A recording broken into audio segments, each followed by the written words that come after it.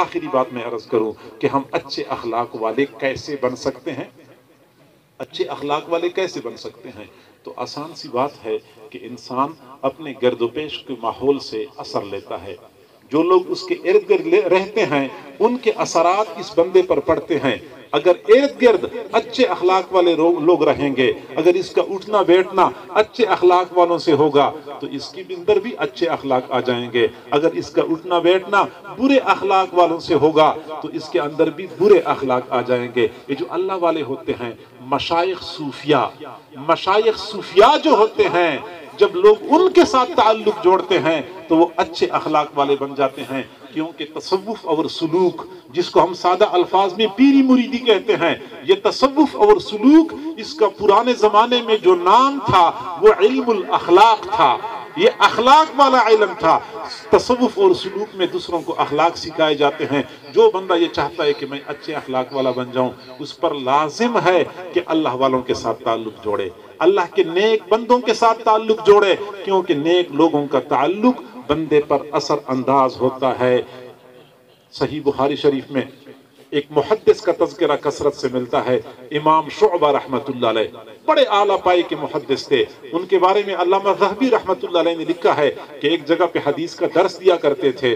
ایک دن حدیث کے درس سے فارغ ہوئے، جا رہے تھے، بستی میں ایک ڈاکو تھا، بدنام زمانہ ڈاکو، لوگوں کے لیے وبال جان بنا ہوا تھا. وہ ڈاکو سامنے آیا، اس کو شرارت سوجھی، اس نے حضرت کے گھوڑے کی لگام کو پکڑا اور کہنے لگا تو لوگوں کو حدیث سناتا ہے، آج مجھے بھی کوئی حدیث سنانی ہوگی. حضرت نے سوچا کہ اس ڈاکو کے ساتھ میں نے کیا الجھنا ہے، میں سائیڈ پہ ہو جاتا ہوں. لیکن ڈاکو نے وہ گھوڑے کی لگام کو مضبوطی سے تھاما ہوا تھا، نہیں جانے دے رہا تھا. کہنے لگا مجھے حدیث سنانی ہوگی. اصل میں وہ گستاخی کر رہا تھا، وہ بے ادبی کر رہا تھا. حضرت جب سمجھ گئے کہ مجھے اس طرح نہیں جانے دے رہے تو جلال کے عالم میں متصل سند کے ساتھ ایک حدیث سنائی. حدثنی فلاں قال حدثنی فلاں عن عبداللہ بن مسعود رضی اللہ تعالی عنہ قال قال رسول اللہ صلی اللہ علیہ وسلم اذا لم تستحی فاصنع ما شئت. حضرت عبداللہ بن مسعود رضی اللہ عنہ روایت کرتے ہیں کہ حضور صلی اللہ علیہ وسلم نے فرمایا جب آپ کے اندر سے حیا ختم ہو جائے پھر جو جی چاہی تو کر لے. مقصد یہ تھا کہ آپ کے اندر سے حیا ختم ہو چکی ہے کہ آپ کو احساس نہیں ہو رہا.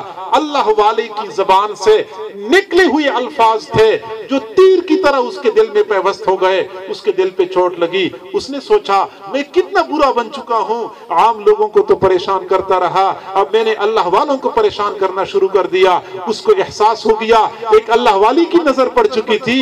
اسی وقت حضرت سے معافی مانگی. نہ صرف یہ کہ حضرت سے معافی مانگی بلکہ حضرت کے شاگردوں میں شامل ہو گئے. نہ صرف یہ کہ وہ ڈاکو حضرت کے شاگردوں میں شامل ہوئے بلکہ وہی ڈاکو بعد میں امام بخاری کی استاد بن گئے. سبحان اللہ. آج محدثین کی دنیا میں اس ڈاکو کو عبداللہ بن مسلمہ کے نام سے یاد کیا جاتا ہے. جی ہاں، اللہ والوں کی نظر پڑتی ہے تو ڈاکو محدث بنا کرتے ہیں. جو دوسروں کے جان مال کے پیچھے پڑے ہوتے ہیں وہ دوسروں کے خیرخواہ بن جاتے ہیں. جن کے دلوں میں سنگ دلی، جن کے دلوں میں غصے کے جذبات ہوتے ہیں ان میں نرمی آ جاتی ہے. گردن میں جس کا سریا ہوتا ہے گردن جھکتی نہیں ہے، اس میں عاجزی آ جاتی ہے. اللہ والوں کے ساتھ تعلق کا یہ فائدہ ہوتا ہے. آپ کے بالکل قریب میں ایک بہت بڑے اللہ والے حضرت مولانا حکیم عبداللطیف صاحب رحمت اللہ علیہ کو آپ حضرات نے مجھ سے زیادہ دیکھا ہوگا.